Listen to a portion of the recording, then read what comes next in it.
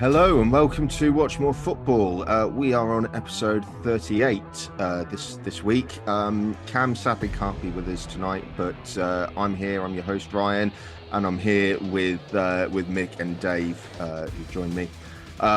You can catch us on the Genre Spurs, the Genreverse Sports YouTube. Yeah, the John. Oh god, Spurs. not already. Not Spurs. Yeah, Spurs. It's in his head. Yeah. Yeah. You can catch us on the You can catch us on the Genreverse Sports YouTube channel, which solely focuses on football at the moment because it is clearly the best sport in the world. But we are part of the wider LRM online group, which you can go to find lots of various media news, both in written and video form. And I'm going to leave that intro there. But anyway, yeah, so Mick and Dave are fresh back from the football last night. How are you, lads? Yeah, pretty good. Yeah, obviously, I was watching a team which isn't Chelsea. I was. So you had a good time. Some League Two football. Yeah, it was great. Yeah. 3,000 fans. But it felt like a lot when you're there. Yeah. Me and 52,000 others went to watch a training match. Yeah. What was the score in it? I don't even know what it was. 1-0. 1-0. Was that your lad's first game, or have you been a couple of times? No, he's been to a few now. He's been to a few. He loves it. But that's the closest he's ever been to the pitch. Yeah, okay. That was good. It looked like you had good seats. Anyway, so we'll get straight into it and have a look at our predictions for this week. And Cam, I don't know, I guess it's a bit of a mic drop because he's had another really good week. And he's shot to the top of the table. He's 1 point clear of Mick and 3 points clear of Dave, but he's not here to gloat about it. And he's going to get it. We'll just move on then. Yeah, no, absolutely, because I've had a shocker once again. Points deduction. I'm back down to earth with 4 points after a couple of good weeks. Kyle is continuing his poor run, but he's still managing to just keep his nose in front. And Dave has dropped. He's got 7 for the third week in a row, and it's caught up with him. Yeah, it's almost like betting against Chelsea is not a good thing at the moment. No. Yeah. If you could start tipping them so they can be rubbish again, that'd be great. No, I'll gladly carry on doing what I'm doing, to be honest. Yeah. But in terms of what we predicted for game week 6, there were a couple of results that none of us went for. There was Fulham beating Forest 1-0, which I don't know if I think maybe we were placing too much stock in Forest's good start to the season there. I mean, yeah. I think on paper Fulham are a better. You did, Dave. You went 1-1. Yeah. I think Fulham on paper are a better side than Forest, but I just think Forest. Obviously, we got a bit giddy with their win over Liverpool, didn't we? Cam is the only one who thought Newcastle would get anything out of City on the weekend. But blinded by. I mean, in fairness, it could have ended that way. Yeah. Well, no, he went 1-1, so he got it spot on. Ah, okay. And did end that way. yeah. And Cam also went for Ipswich, taking points off Villa. And really, that's a game that Ipswich should have won by the end because they were really good by the end of it, I thought. Yes.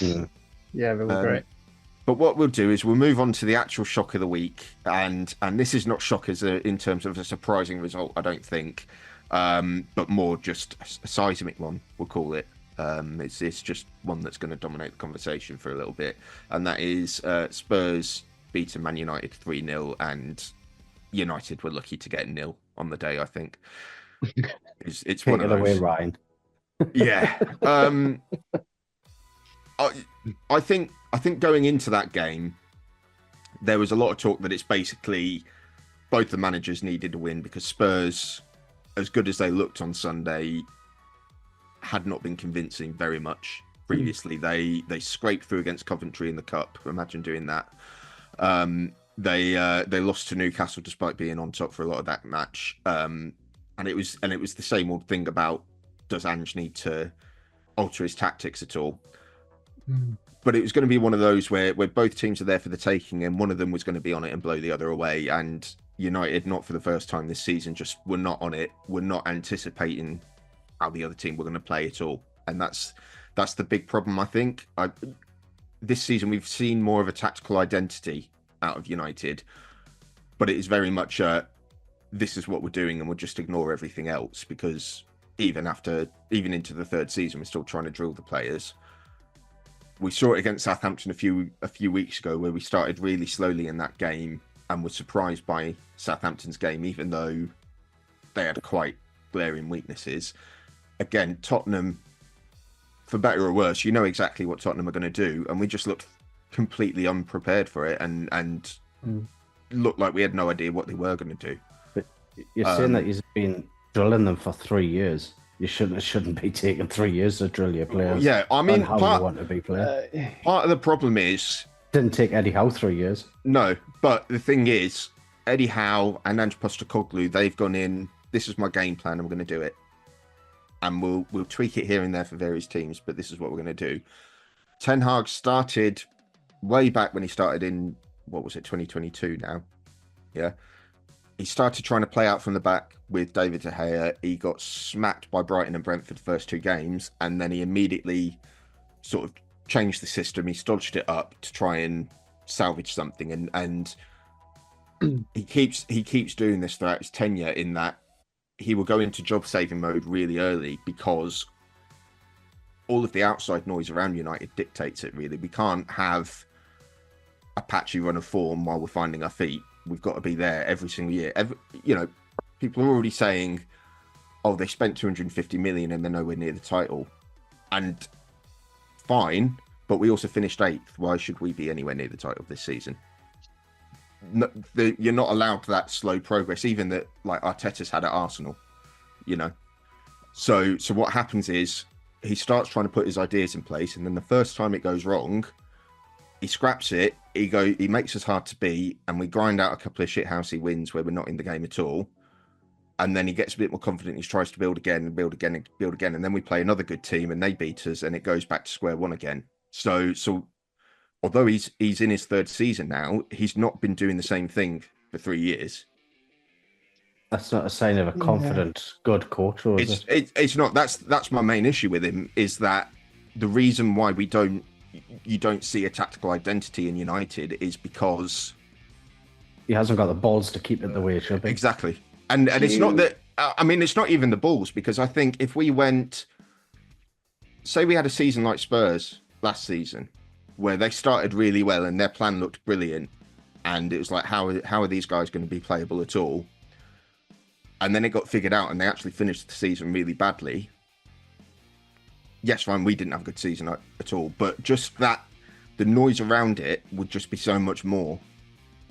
And even this season, when, like I say, I think we've been playing better than we were last season, and we have more of a shape and we have more of an identity, you still get a narrative and you still get a discourse around United that it's exactly the same as last season and nothing's really changed. No, they don't get credit for small increments and small progress. It's got to be, we're either really good or we're really shit, and there's no middle ground. And I suppose that's not really a place where you can drill your system for better or worse and iron out the kinks. Yeah, but you need a manager that's got some sort of backbone to say, well, no, this is how we're playing. I mean, he has, yeah. You either accept it or don't. Yeah. And I think, when he has tried to hit out at the press, though, the press get really defensive and start going after him even more. At the end of the FA Cup final, when he'd executed a game plan perfectly to beat City, and we were by miles the better team that day, all of the post-match questions were, well, you were shit in the league, you're not worried for your job. And he's quite proud of his achievement that day. He sort of fires back at them, and everyone's saying it was completely unreasonable for him. It's that sort of nonsense that I don't think he's been able to deal with. But it's really hard to find a manager who's going to be able to. Even Mourinho couldn't deal with that. And he is the ultimate for my way or the highway. You're gonna have to find somebody who studied under Pep and just hire them, like everyone else is doing. But yeah, I mean, on the game itself, obviously, it was a really good bit of play from Van der Ven 5 minutes in to nip the ball, sprint up the pitch, and tee up Johnson. Well, you say it was a good bit of play by him. Nobody approached him. There was no Well, no, but I pressure. think it's because he built up that Sort much of thing. speed that quickly. No one was getting near him Oh anyway. yeah, I he's don't. rapid. Yeah. And that just put the heads down, and we were never really in the game from there. And ignoring all the things that I've just said about the system, part of what the system requires is for us to make really precise, really ambitious passes, and we just don't have the consistency to do that at the minute. We don't really have that. Still, don't really have that many players who can play those passes. So if it's not happening for Bruno, then it's not really happening. We can't hit Rashford. We can't hit Garnacho. Xerxes can do well to hold the ball up, but he just wasn't quite on the same wavelength.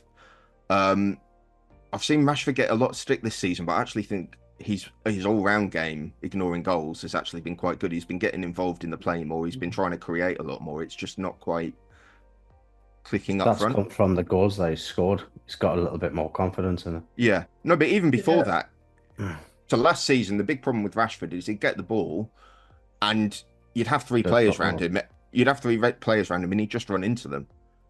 Whereas now he's trying to hold the ball up a bit more, keep the ball, and try and play in Xerxes, try and switch it for Garnacho, that sort of thing. So that has been better in my opinion.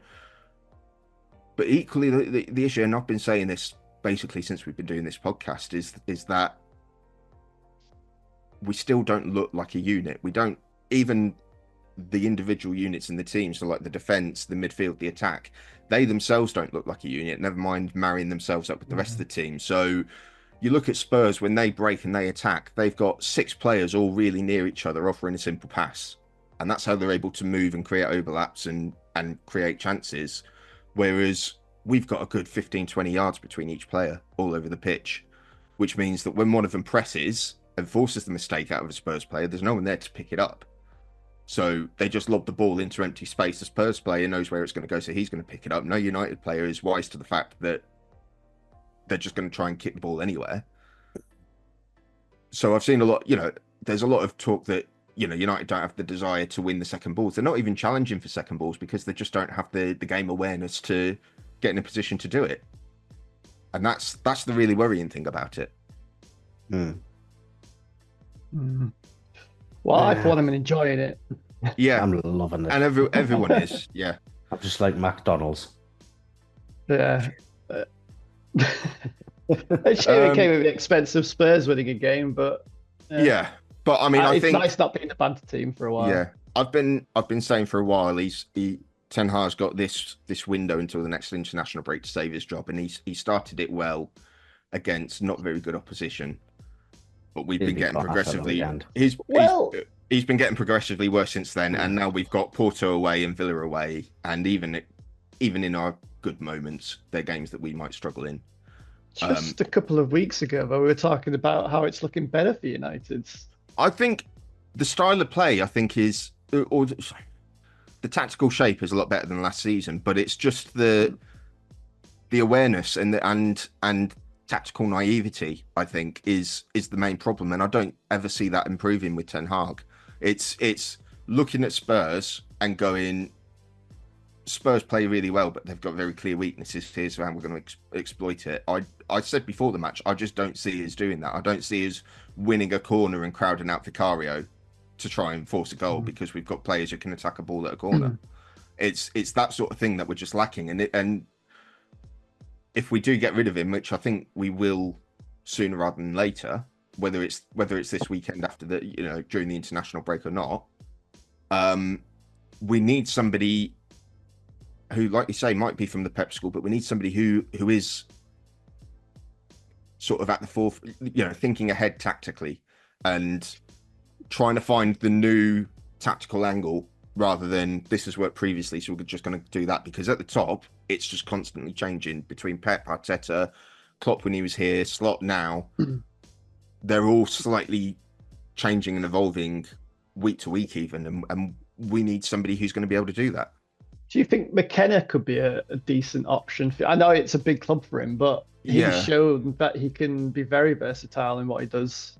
Yeah. And he can basically use any players that's given to him. That's what he's shown so far. Yeah. I think it would take a lot of I think it would take a lot of courage to go for an appointment like that, and I don't think it's achievable It's not achievable in the middle of the season because he's just signed a big contract with Ipswich. Yeah. I can't see Jim Ratcliffe wanting to do that. He'd want a name. I don't think he wants a name. I don't know. Because I don't think Jim Ratcliffe is the driver here, because we've got Ashworth, we've got Barada, we've got Wilcox, and I actually trust them to make a left field appointment. My choice would be Iraola from Bournemouth. Personally, I think he has got that. He's got that playing really well. He does. He's got that tactical mindset where he's just completely changed what a Bournemouth team looks like. But he also comes up with plans for teams, and that's the thing. He really set his teams up well against us last season to really exploit our weaknesses. He turned Solanke into a £60 million striker. You know, that's who I would go for. But whether we can get him out of Bournemouth mid-season, I don't know. Maybe. I don't know. Bonnie. I see reports of he's going to go all out for Inzaghi from Inter. That would be brilliant as well, because he again is a really good tactician, and I can't see him wanting to leave Inter from Man United. No, not mid-season anyway. Not mid-season. No. But he is one of those that he got his Inter team so good and so dominant in Italy that he kept coming up with little sort of puzzles and challenges for himself to see what he could do. And fine, we don't need sort of showboating and pissing about like that, but that sort of, you know how an Inter team's going to play, but he can make a plan for the big games as well that still plays to your strengths. It's not a complete part of the bus like Ten Hag does when he's in job saving mode, but just identifying a weakness and a vulnerability in a team and setting up a plan to exploit it. But I think that's enough United for now. So it's been a big discussion point this week. So yeah, and it always is going to be. And this is my point, is that whenever we have a result like this, is it actually that surprising that we've been beat 3-0 by Spurs? I don't think so. Spurs. It's Spurs. Yeah, I still don't think so. I don't think these results are shocking anymore, but they still dominate the discourse whenever they happen, which is why we beat Spurs. It's why no United manager has time to build properly. And I don't really know the answer to that unless one of them really hits the ground running. But we'll go on to the moment of the week, and it's not really a moment. It's 21st half minutes in which Cole Palmer, despite the best efforts of his goalkeeper, put Chelsea in charge against Brighton with 4 goals in 21st half minutes against Brighton. And 2 of the goals were absolutely brilliant. The free kick and the fourth one was a really good finish as well. There's a penalty in there, and then I think the other one was a tapping because he got it squared by Jackson. Was it? Or I can't remember the first one. But yeah, the other 3, right? Yeah. He had one disallowed, then he hit the crossbar, and he hit the post. Hit the post. Yeah. And actually, so he could have had 6. Was it that Chelsea had a really good chance really early on, which they missed, and then Brighton scored, and this was all within the first 5 minutes, and then Sancho had a goal disallowed. Chelsea I think Chelsea had like 2 goals disallowed by the time Palmer Palmer had a goal disallowed, then Sancho had a goal disallowed. But anyway, Dave, tell us how good it is to be a Chelsea fan at the minute and how good Cole Palmer is. It's nice. We had a strong finish to last season, but you thought, is it still going to be this way, especially after we sacked sack? I don't know what he walked away or whatever you want to call it. As I discussed last week, I still don't think we're playing the football that Maresca wants to play, but I think what we're doing is exciting. I know that Carragher said during the summer Chelsea aren't a young and exciting team, and we've proved him wrong already. I think we've scored the most goals in the league so far, and we're definitely young. But maybe Maresca, Leicester fans were saying he's not one to adapt, but I think maybe they're wrong. Maybe we just didn't have a team to adapt, and Chelsea do. Something about Chelsea at the moment is a lot of the players are very versatile, so we can play in many different ways. The way Brighton are playing with a high line, Chelsea just, played right against that. They knew exactly what to do, and we could have scored 6, 7, 8 goals. Palmer could have. Shame we didn't, but yeah. Yeah, but, I mean, Brighton could have got a few more goals as well, but it was a strange game, really strange game, but exciting for everyone apart from maybe Brighton fans. Yeah, I mean, I think because you guys are playing really good transition football, aren't you? You're playing sort of quick, get it up there, but it's not like you're parking the bus, so you're still sort of trying to control the game. But it is, I know we said this a couple of times, but it is unfair that you've got a really quick front three. And then 60 minutes into the game, you bring on another really quick front three who are completely fresh, and that is a massive advantage, especially yeah. And it's sort of my strategy when I play FIFA is strong depth. Yeah, well, just bring on pace. Have pace up front, and then bring on more pace later on in the game, and Ball over the top. Yeah. I will say that having Jackson, Palmer, and Sancho playing up top is great because they play really well together. Link up is fantastic. They all seem to know what each other are doing. I think that's only going to improve as the season goes on.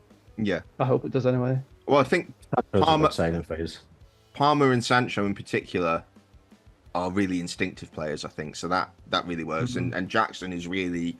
He's improving every week in terms of his centre forward play. I think he got a bad rap last season. I think he was better than he got credit for last season, but he's hit another level this season.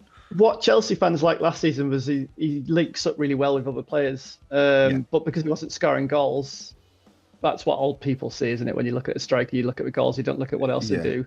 Yeah, and he had a few high-profile misses as well, didn't he? Yeah.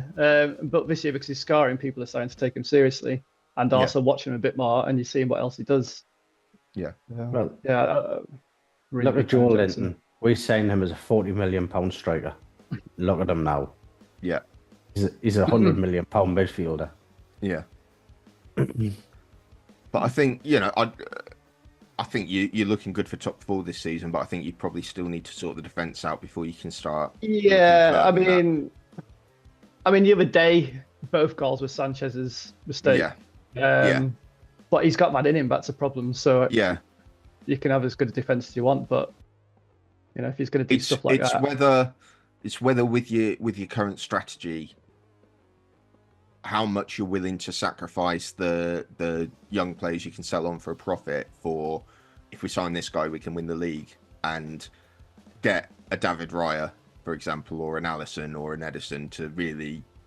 Yeah, I mean, there's not many young keepers that are going to change the game for you in that way. I don't think you need to go for someone proven, don't you? Oh, we signed really, but he's Liverpool. He's going to Liverpool. Yeah, I mean, we bought a lot of keepers during the summer. You have, but they were all young. Nobody's ever heard of. They're never going to play for you, and you're going to sell them for 10 million in a couple of years. But you need to go and spend 50-60 million on a keeper But it's about how much you guys want to win a trophy versus how much the board want to win a trophy versus how much they want to be profitable. Well, usually trophies bring profit, don't they? Yeah, but they don't see it that way. They tried that with Kepa. Yeah, but that was panic. That was a panic buy. That was Abramovich. It was because Courtois kind of just abandoned the training ground the day before the transfer window ended. We had no but keeper. That wasn't. They didn't go out and buy the biggest keeper in world foot. They didn't sign the biggest name, did they? Yeah, but they went for a young up and coming keeper. Yeah, but what I'm saying is, have they got the balls to say we're going to spend 60 million on this keeper? He's the best in the business. We're not going to make a profit on him, but we're going to win this much with him. That's going to be the big test, and I think that is probably where the friction between Bowley and Eghbali is, because I think I get the idea that Eghbali wants to make sure that he can sell on all his players for a profit. Yeah. Name me a keeper that's worth that at the minute, 50-60 million. That's youngish. Costa, maybe. Yeah, Diogo Costa, I think is the only one. I think there's a couple of keepers in Germany that are sort of coming up, and they're going to have a chance to impress now that Neuer and ter Stegen aren't on the scene for the German national team. But I think that's the main thing that I think Chelsea would want to focus on. The back four looks all right, but yeah. The back four is looking pretty good. Cucurella's looking fantastic now. He's got 4 yellows at the moment, so we're all praying he doesn't get another one at the weekend. Otherwise, he's out for Liverpool. He just needs to get it. He just needs to get it the weekend before you play Newcastle in the cup, and that's sorted then. Yeah, and Colwell's brilliant. Absolutely so he needs brilliant. to get it against Newcastle. You got one of them back to back. Oh. Yeah. Play them at Stamford Bridge and then out here, St James's. It's no fun when it's like that. Hmm. I'd say the only one he looks a bit iffy at the moment is Fofana, but I think he hasn't played in 2 years. I think it's going to take him a bit get up to speed, but he's improving game by game. But yeah, the depth isn't great with Disasi and Badiashile, who look average, but Tosin, I rate him. So getting there. Just I think it's going to take time, but it's looking good at the moment, at least. Yeah. Cool. So what we'll do is we'll move on to our team of the week. And what I want to say about team of the week is we were going to try and introduce a new feature. We were going to try and do a simulation on Football Manager whereby we would pit our team of the week against Troy Deeney's team of the week from the BBC. I've not found a way of doing this, unfortunately. So if anyone is well versed in Football Manager or any other football simulators and wants to give me a heads up on how I might do this, I'd be all ears because I think it would be a lot of fun. Yeah, it would be. It's not been possible this week, but as it happens, actually, I think there were only 2 or 3 changes between ours and Troy Deeney's. And I think a lot of that was because Troy Deeney waited for Bournemouth Southampton and felt the need to shoehorn in a couple of Bournemouth players. But we'll focus on our team of the week, and it's an interesting one. I think our regular watcher and commenter Rich is not going to be happy. It's a confusing one with this team. And the reason it's confusing is the first 2 names that we'll go for. So we've got Mads Hermansen from Leicester in goal, and we've got James Justin from Leicester at right back, and they are 2 players whose job it is to defend, and they conceded 4 goals and lost this weekend. But we've put them in the team ahead of any player from the team who put 4 goals past them. However, we've done that because we've done that. Troy Deeney did do that. You're right. We've done that because Arsenal in the first half of that game were 2-0 up and they were absolutely cruising, and it looked like they were going to put 5 or 6 past Leicester. I thought, but in the second half, Hermansen made some absolutely astonishing saves while it was still 2-0, 2-1. James Justin then scores 2 goals to get them back level, and the second goal was goal of the season contender already. So good. Absolutely, just a beautiful perfect volley. Falls through him on the edge of the box, and he just slices it perfectly, so it just whips in at the far post and in. It reminded me of Pavard in a World Cup. I think you just see it curling. I think Pavard's was better, but this was a really good one in that vein. So it got to 2-2, and it took until the 94th minute for Arsenal to go ahead. Was it? Yeah. Yes. Yeah. And then they got a 4th in the 99th minute. So 4-2, I don't think tells the story of the game, and it doesn't. Although Arsenal were really dominant early in that game, Leicester did really well to get themselves back into it for a time. So I think those 2 deserve a mention. We got Manuel Akanji in for Man City, who was solid against Newcastle. I guess I think this was a cam pick. I didn't. Yeah. He's had a decent season after he put Switzerland out of the Euros.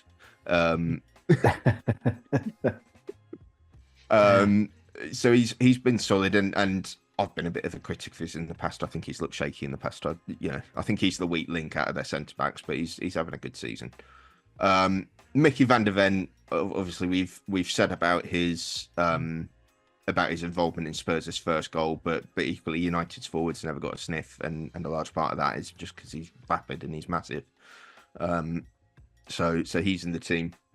And then Josko Vardiol, and this won't be the first time that I've said it, but it's just mind-boggling that Guardiola's taken the best young centre-back in the league and turned him into a marauding left-back who scores goals.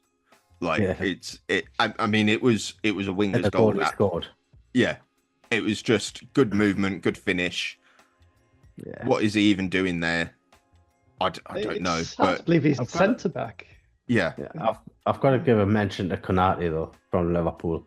He's been immense. He has, but he's also 100% the reason that Wolves scored a goal at the weekend because he's shepherding the ball out, which I don't know if it was going to go up for a goal kick or not, but he's shepherding the ball out, completely misses that Jacob Strand-Larsen is there. Larsen nicks it off him. Yeah. And they score, and Alisson has a go at him, but it's 100% on Konate. So I think it's right that he's not in the team for that because it was a bit of a howler. Moving on to midfield, we've got Joe Linton, who put in another really impressive box-to-box performance for Newcastle. Yes. I mean, to do that against City as well. Yeah. Shows how good he is. He's unbelievable. He's absolutely £100 million midfielder at the minute. Yeah, he's an absolute beast. He's one of the best midfielders in the league. Yeah, we've got Iliman Ndiaye from Everton, and this is more of a cumulative one, I think, because Everton managed to actually get their win this weekend. He's in there. I don't remember anything in particular that he did, but in previous weeks where we've taken the piss out of Everton going 2-0 up and losing, and Ndiaye's been the main reason that they've got to the 2-0 in the first place.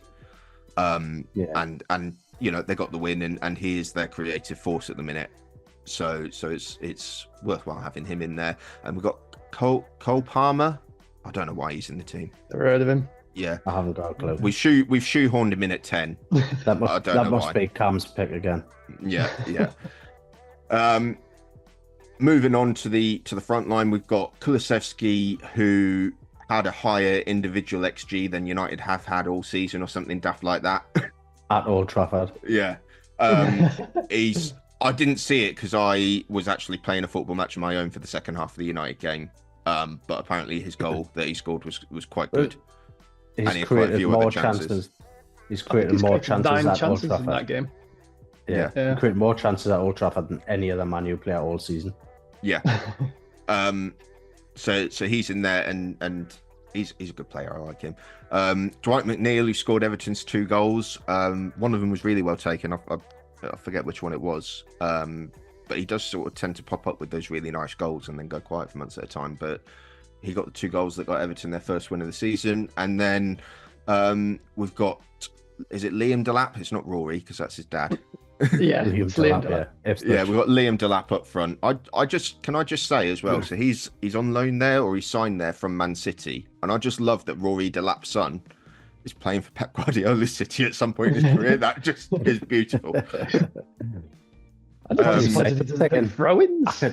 Yeah, I was going to say he's probably picked them because you might take long throw-ins. There's a tactic I could use. Yeah.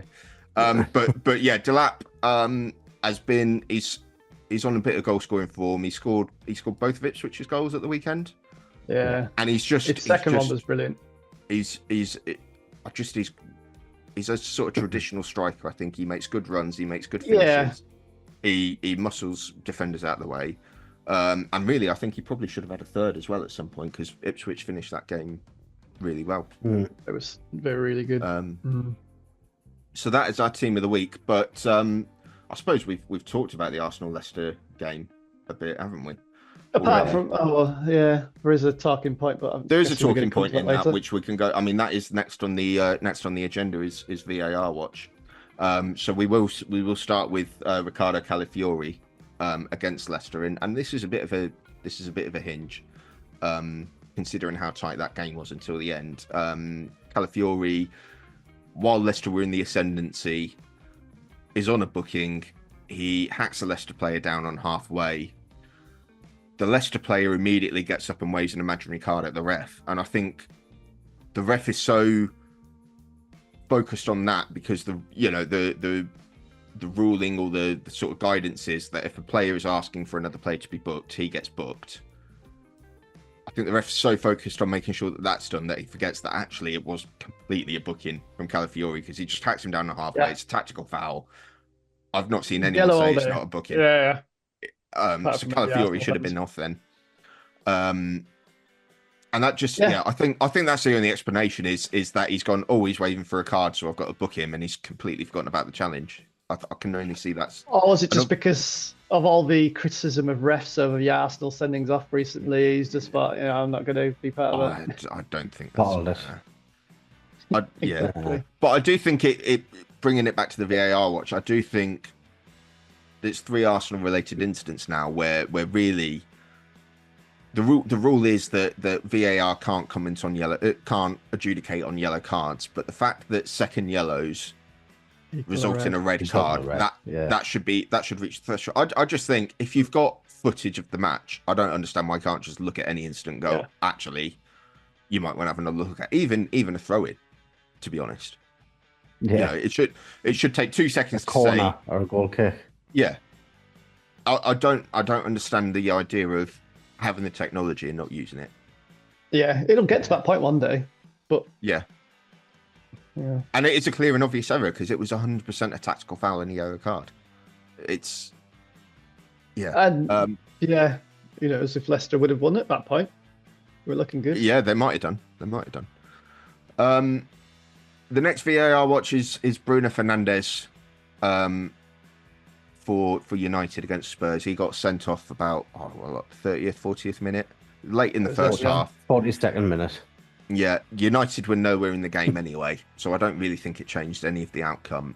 I was quite surprised that we were keen to put this in because in my view, it's an absolute blatant red card. But obviously our group chat on WhatsApp and my downvote history over the last 24 hours on Reddit would suggest that that it's not a red card. And obviously United have appealed the red card and got it overturned, which I think is a bit of a turn. You don't see that happen as often nowadays. No. And I'm disappointed in that for other reasons, because my opinion is you take it on the chin and use it as an opportunity to start trying a contingency plan for Bruno, because at some point we're not going to be able to play him in every game, and we're just blindly going in. We're just blindly need to change things up. Yeah, and I don't want to go into the debate of whether Bruno's the problem in the United side, but I think the problem is everything revolves around him, and when he's not there, we drop off, and it's because we're not willing to try any other options. We're not willing to rest him for any games. So we're not working on contingency. We've given him a 3-year contract, and we'll get to the end of that 3-year contract, and he won't be able to play 60 games a season, and we'll have no plan B.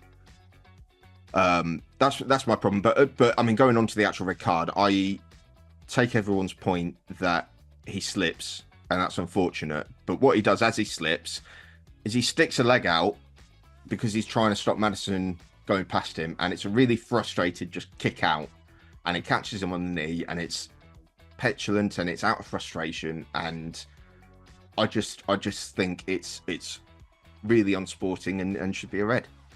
That doesn't qualify as a red card though. It's not a red card. He slips, he puts his foot out to basically trip him. Yes, he does, because he slipped and he knows he's not going to get there. He hasn't endangered him. He hasn't made a reckless challenge. He hasn't stopped a goal scoring opportunity. It's not a red card. It's a yellow card. It's unsporting. That's just like I'm running through on goal and the defender pulls us back from the halfway line. That's to stop a counter-attack. Do you know what I mean? It's unsporting conduct, which is a yellow card, not a red card. Okay, fair enough. Maybe it's... I know you're saying it's knee high, but he slips and he's putting his foot out to stop him. Yeah. He hasn't caught his knee with a straight leg with the studs or anything like that. So it's not a red card. Anything I just think he slipped. I just think he slipped, and he's trying to... It's like he's trying to go for the tackle, but at the same time trying to rebalance himself. And he did. I think he slightly touched his leg, which I can see why it was a red. And at the time, I thought, yeah, that's fair enough. But I can see why it was rescinded. That's me sitting on the fence, as always. Yeah, maybe it's my frustration with the game overall, and I always feel whenever there's a contentious decision surrounding United, I tend to lean on going against the decision that favours United, just because I can't be bothered with all of the Howard Webb, Fergie time bullshit talk so I maybe go too far the other way. I just don't see.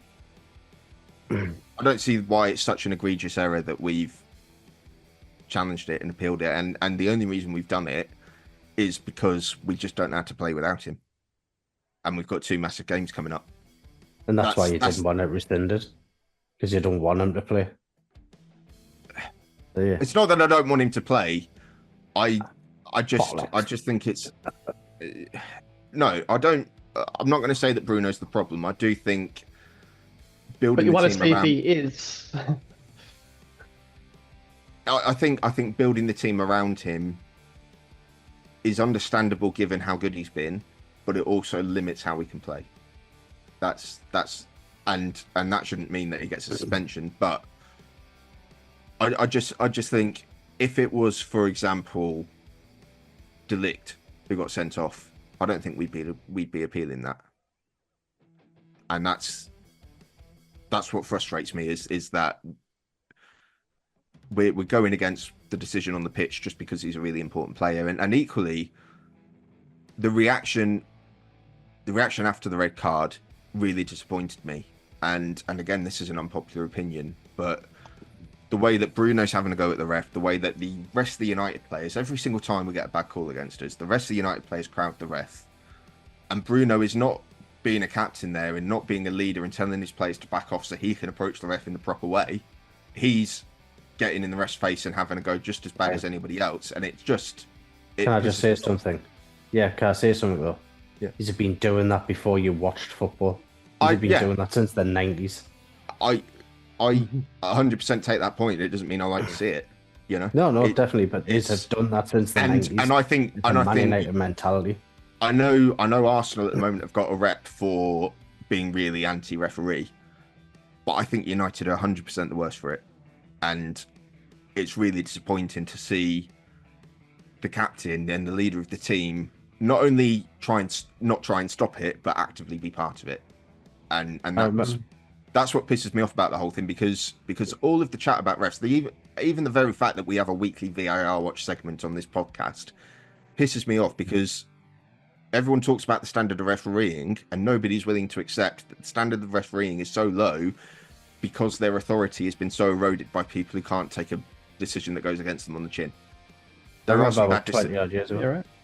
20 odd years ago, man, there was an incident where you just give away a penalty against Middlesbrough at Old Trafford. The best penalty in a long time as well. It was the first penalty in a very long time, and every single player was in Urso's face, and he was backed up against the Hordens.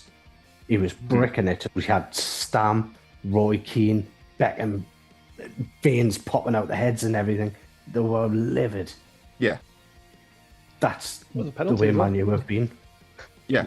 No, and I don't like it. And I think the idea that I think it's all of the discourse about how refereeing standards are rubbish every time you have a bad decision going against your team. It really desensitizes everyone to the actual bad mistakes. And I think there's so many things that are presented as mistakes and presented as howlers that are just subjective, and people have different opinions on the incident, but they're portrayed as being mistakes because people don't fully understand the rules. That's and seeing my team be a driver in that conversation is not something that sits right with me personally. Well, most my teams yellows are for dissent, so.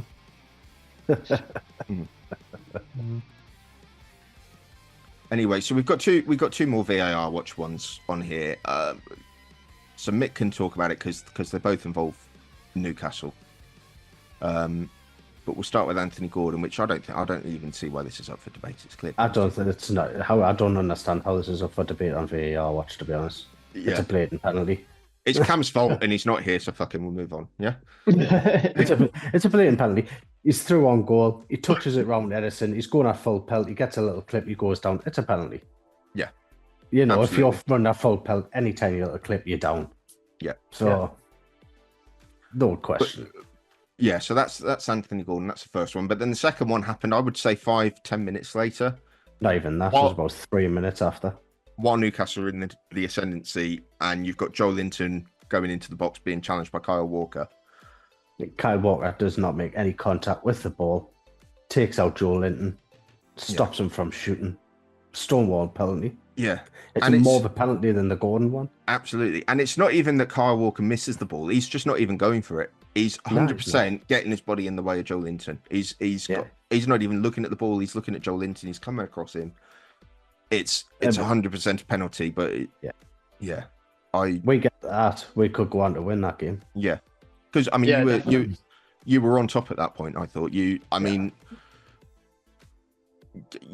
go into more detail on the game, but I thought you did really well all match, really, to disrupt City's rhythm. They didn't look like they had a shape at all the entire match, and Haaland didn't even have a touch, I don't think. It was the best we've played all season. And to keep the champions and probably one of the best teams in the world, we probably at one point we had more possession than them, more shots. We were by far the better team for me, and to come away with a point seemed a little disappointing at the time as well. But Joe Linton ran it. He was outstanding. At one point, he was a third centre-back. And then he was up front and back into his midfield position about 10 seconds later. He was constantly like that all game. He was brilliant. And hence why he was in the team of the week. Everybody put the shift in and played really well. Eddie Howe got it spot on. And it was a bit disappointing not to get the 3, but we take the point that we wouldn't have got normally. Nobody else thought we would have. Obviously, Cam just blind loyalty went for it. He even just put wishful thinking at the end. Yeah, he did. Yeah. But that was the best we've played. Yeah, it was a good performance. Tonali had a good game as well. I know he got into a bit of handbags with Jack Grealish, but Pope made some great saves. I was going to put his name forward for team of the week, but obviously, he didn't concede 4 goals against Arsenal, so he's got no chance. Exactly, so he couldn't have got it. You know what I mean? So, like I say, Tonali, Bruno, everybody. Yeah. Gordon ran the line well up front. Gordon had really good. Gordon had one of his trademark games. I thought he's not really looked the same player this season, but he was just a constant menace. And for all we put Gvardiol in the team of the week, and he had a really good game, Gordon was giving him trouble the entire time. Yeah, Lewis Hall was brilliant as well, and Murphy. I could name a lot, but yeah. I mean, and what did I say before the match, that Dan Burn was going to keep Haaland in his pocket, and that's exactly what happened. Was it last week's show when we're talking about it, and Cam said Shane Lascelles wasn't playing?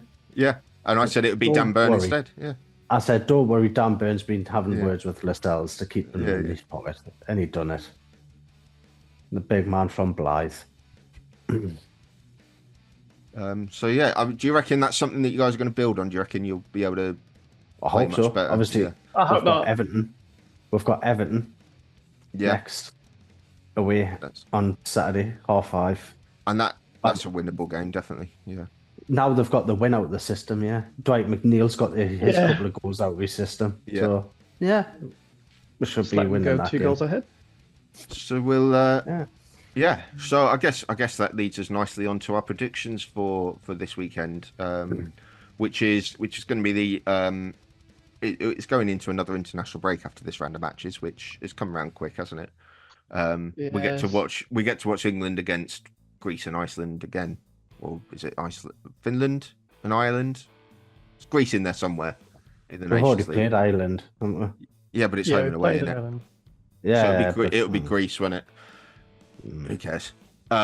Anyway, so this weekend, what good matches have we got? So we got Everton, Newcastle. I mean, the big one I think is Villa versus United. Villa, man, It's it's 2 good teams. I say 2 good teams. It's 2 teams. United did the double aspirations. What I would say is United did the double over Villa when last season at a time when Villa were much better than they are now and United were much worse than they are now. But I do think it has the potential to be quite a damaging one, and it's got the potential to be Erik ten Hag's last game, in my opinion. I think an October international break, really, that is the time to be getting a new guy in to try and A, have time to bring somebody in before the next match, and B, just have time to actually do some coaching as well. Chelsea Forest, that's going to be an interesting one. I've gone for a big score in that one. And my reasoning for that is both sides play on the shoulder, and I think maybe I'm going a bit too ambitious because the way that Forest got their win against Liverpool was they kept it really tight for a good 60, 70 minutes before taking the handbrake off. But I think the minute they go for it, Chelsea are going to get a lot of joy. And it could just, I think we could just get a couple of early goals and then it turn into a bit of carnage like it did against Brighton at the weekend. Brighton-Tottenham's going to be a fun game because, again, that is two balls to the wall. Battle of the Highlands. Team. Yeah, with pacey forwards. Just going to have all the players just lined up on the halfway line. Yeah. So we'll do that with Van der Ven. Yeah. Well, that's what we used to say about Villa Spurs last season, wasn't it? That just both teams would be parked on the halfway line and seeing whose forward could run onto it best. I don't think Brighton are that bad, but obviously they were a bit reckless against Chelsea with their defensive line. Yeah. But apart from that, it's all fairly straightforward games, I think. West Ham versus Ipswich is an interesting one because I fancy Ipswich to get an upset there. I say upset. I fancy Ipswich to get something out of that because they are playing pretty well and West Ham just aren't. Yeah, West Ham been disappointed, haven't they? What we thought. Yeah, but I think I was expecting big things, but it's not happening. I think the biggest pressure is on Brentford this weekend because they have gone the last 3 games they have scored within the first 60 seconds. Yeah. Now, if they can do the same, that's already a record. But if they can do the same against Wolves this weekend, which I think is doable, they then have the opportunity to get 5 in a row against Manchester United, and I just don't think you pass that opportunity up, personally. So the pressure is on. The pressure is on off the kickoff for Brentford this weekend. Certainly is. Yeah. So I think that's all we've got for this week. So we are gonna come back to a feature that's sort of had a couple of weeks off now. I think we're gonna go back to Shithouse of the Week, and it's about bloody time that it involves Jose Mourinho. Yeah. So Jose Mourinho is, if you're not aware, he is out managing Fenerbahce in Turkey, which is just the Turkish Super League is just the highest. That's the highest concentration of shithouses anywhere in football, apart from maybe Argentina. Is Turkey, and Jose Mourinho is the shithouse. He's the original shithouse, as far as I'm concerned. The special shithouse. Yeah. So he's not had a good time with it in the last couple of weeks. He got embarrassed in the derby with Galatasaray last week. He played Antalyaspor this week, and I think it was Edin Dzeko who had a goal disallowed for offside, and they've got semi-automated offsides out in Turkey. But apparently, and I haven't seen the actual goal itself, but apparently the offside call was wrong, according to Jose. So his way of protesting, and I think this is something that we can all get on board with, rather than getting in the ref's face and depends who it is. Threatening him and shooting him and whatever else they do in Turkey. He's just got his laptop with the decision and he's plonked it on the halfway camera so that the TV directors, if they want to use that camera, they've got no option but to focus on Jose Mourinho's laptop showing that the offside goal wasn't offside, which I just think is beautiful passive aggression. It's brilliant. It really is. And welcome, Jose, to Shithouse of the Week. It's about time. I hope we see you next week, Jose. Yeah. But other than that, please make sure that you do like this video, comment, and if you haven't already, subscribe to the Genreverse Sports YouTube. We will be back next week to talk about the Premier League, but as it's an international break, we might finally have that PSR chat that we've been threatening to have for a while. What do you reckon, lads? Mick can just go off on one. Yeah. But yeah, apologies for the late episode this week, but I hope you enjoy it, and we'll see you next week, lads. Take care.